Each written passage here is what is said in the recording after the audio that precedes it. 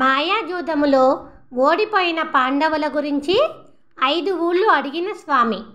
ఎడమ చేతిలో శంఖము, కుడి చేతిలో ఊదే వెదురు వేణువుతో భారత యుద్ధము చేయించిన స్వామి వచ్చి దోబూచి అని అంటూ ఆడుతున్నాడు. అమ్మా దోబూచి అని అంటూ ఆడుతున్నాడు. అనుకున్న 100 కౌరవులతో పాటు తమవారు అనుకున్న బలమైన భుజముల మహారథులందరూ శత్రువులై చనిపోవునట్లుగా ధనుర్ధారి పార్థుడి గొప్ప రథమును నడిపిన పుండరీకాక్షుడు వచ్చి దోబూచి అని అంటూ ఆడుతున్నాడు. అమ్మా దోబూచి అని అంటూ ఆడుతున్నాడు. కడిమి చెట్టుపై నుంచి సరస్సు నీటిలోకి దూకి భయంకరమైన కాళీయుడి పడగలపైకి ఎక్కి కాళీ అందియలు గల్లు గల్లుమనగా నాట్యమాడి అద్భుతముగా పిల్లను గోవిని ఊదిన గోవిందుడు వచ్చి దోబూచి అని అంటూ ఆడుతున్నాడు. అమ్మా దోబూచి అని అంటూ ఆడుతున్నాడు.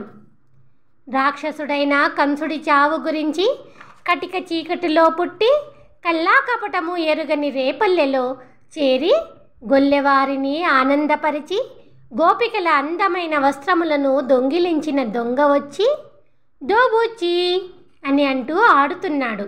అమ్మా దోబూచి అని అంటూ ఆడుతున్నాడు. ఎద్దులు లేని బండిని తన్నిన స్వామి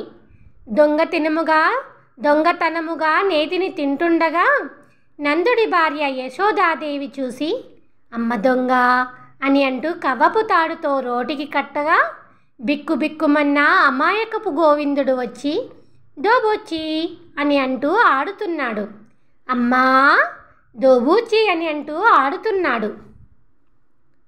మృదు స్వభావపు దేవకీదేవి గర్భమున గొప్పగా ఆవిర్భవించి రేపల్లెలో దాచిన పాలు పెరుగు వెన్నెను మింగిన వెన్నదంగ వచ్చి దోబూచి అని అంటూ ఆడుతున్నాడు.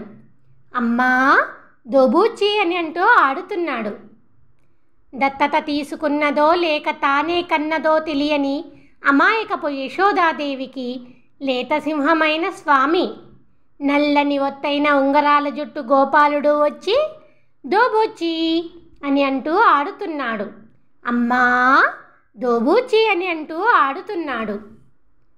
నడుము వంగిన ముసలి మందర మాటలు విని గొప్ప సైన్యము ఉన్న పెద్ద రాజ్యమును భరతుడికి ఇచ్చి కారడవులకేగిన అందమైన కన్నుల శ్రీరామచంద్రుడు వచ్చి దోబూచి అని అంటూ ఆడుతున్నాడు.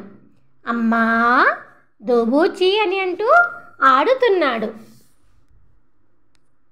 పాపిష్టి మొసలి నోటికి చిక్కిన ఏనుగు బాధతో మొరపెడుతూ స్వామి నన్ను కాపాడు అను పిలవగానే గరుడ వాహనధారి అయి వచ్చి అంత పెద్ద బాధను తీర్చిన సమర్థుడు వచ్చి దోబూచి అని అంటూ ఆడుతున్నాడు. అమ్మా దోబూచి అని అంటూ ఆడుతున్నాడు. లంకా నగరములోని బలవంతులైన రాక్షసులు బాధపడినట్లు బాణములను ప్రయోగించిన ధనుర్ధారి శ్రీరామచంద్రుడి గురించి విష్ణు చిత్తులు అనే పెరియాళ్వారు రచించిన ఈ శబ్దార్థపు 10 పాసురములను ప్రతిరోజు చదివేవారు మరణించిన తర్వాత ఆ వైకుంఠమునకు చేరి కలకాలము ఉండిపోగలరు.